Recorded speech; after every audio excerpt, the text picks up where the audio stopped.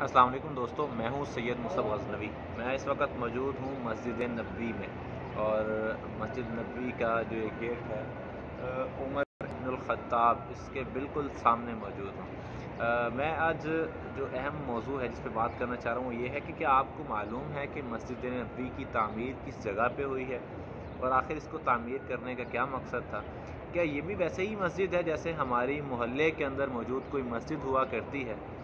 इस सारे सवालों का जो जवाब है, हालांकि इसका जवाब सीधा सा नहीं, उस तरह की नहीं नबी करीम सल्लल्लाहु अलैहि वसल्लम की मस्जिद थी उधर, लेकिन इसकी तारीख़ी जो मालूमात हैं और फिर इसको तामीर कैसे किया गया, किन्होंने इसको तामीर किया, ये बताना बहुत ज़रूरी है।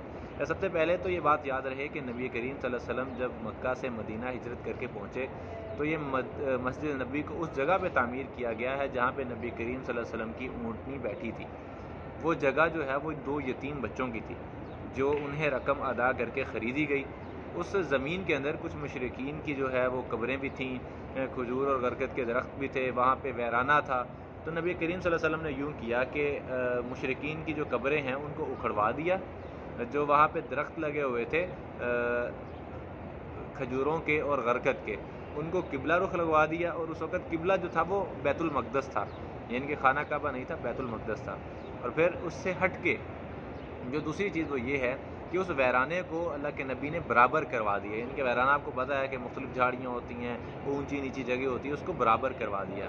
और फिर नबी करीम सल्लल्लाहु अलैहि वसल्लम ने मस्जिद नबवी की तामीर का आगाज़ ख़ुद से किया। नबी करीम सल्लल्लाहु अलैहि वसल्लम ख़ुद शामिल हुआ करते थे इस जो है वो तामीर के अंदर। और इस तामीर के अंदर नबी करीम सल्लल्लाहु अलैहि वसल्लम ख़ुद शामिल होकर ख़ुद पत्थर भी लाते थे, कच्ची ईंटें भी लाते थे, गारा भी ढोते थे। ये सारा काम नबी करीम सल्लल्लाहु अलैहि वसल्लम ख़ुद किया करते थे। ये नहीं कि किसी को हुक्म दे दिया कि भाई तुम करो तुम करो तुम करो और ख़ुद बैठ के देखने लगे। नहीं, नबी करीम सल्लल्लाहु अलैहि वसल्लम ख़ुद शामिल हुए थे। मौजूदा मस्जिद नबवी तो बहुत बड़ी है। तब की जो मस्जिद नबवी थी वो 100 हाथ उसकी चौड़ाई थी और 100 हाथ उसकी लंबाई थी। तारीख़ से हमें देखने को मिलता है। तो लिहाजा नबी करीम सल्लल्लाहु अलैहि वसल्लम ने जो उस दौर में मस्जिद नबी की तामीर की थी वो कच्ची ईंटों से और गारे से की गई थी। उसकी छत के ऊपर खजूरों के दरख्तों के तने और उसके पत्ते रखे गए थे। ये मस्जिद नबवी की जो है इब्तदाई शक्ल थी। इसके 3 दरवाज़े थे, यानी कि 3 गेट थे। उन 3 दरवाज़ों का जो है अलग अलग रुख था। और फिर नबी करीम सल्लल्लाहु अलैहि वसल्लम ने उस मस्जिद नबवी के इर्द गिर्द हुजरे तामीर करवाए। उन हुजरों को भी कच्ची ईंटों से और गारे से ही तामीर किया गया और उसके ऊपर भी उसी तरह खजूर के तने और जो है उसकी पत्ते रखे गए। ये वो जगह थी जहाँ नबी करीम सल्लल्लाहु अलैहि वसल्लम की जो है बेगमें यानी कि उम्महातुल मुमिनीन उन्होंने आके रिहाइश इख्तियार की और हज़रत अबू अय्यूब अंसारी के घर से नबी करीम सल्लल्लाहु अलैहि वसल्लम उधर ही शिफ्ट हुए थे। इस मस्जिद नबवी को जो मुकाम हासिल था ये एक मरकज़ था।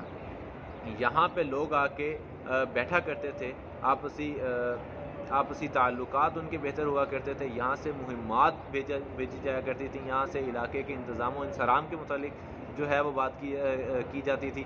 ये एक यूनिवर्सिटी थी जहाँ पे अरब के वो लोग जो जाहिल थे उनको इस्लामी तालीमात दी जाती थी, उनको दुनिया की तालीम दी जाती थी इस ही मस्जिद नबवी के अंदर।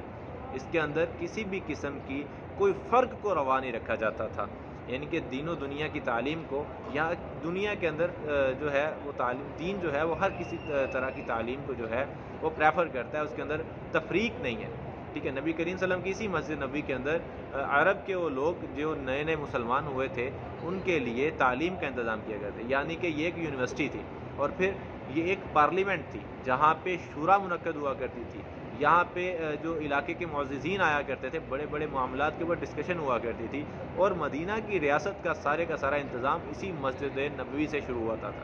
और आज के हम दौर में देख लें, हमारी मसाजिद नमाज के वक्त खुलती है, नमाज के वक्त बंद हो जाती है। और उस दौर में क्या था, उस दौर में वो मुहाजिरीन जो हिजरत करके मदीना आए थे उनके रहने के लिए कोई जगह नहीं थी। अल्लाह के नबी करीम सल्लल्लाहु अलैहि वसल्लम ने मुवाक़ात कायम की थी, मगर फिर भी वो लोग इस कदर खुददार थे कि वो अल्लाह के नबी की मस्जिद में रहा करते थे।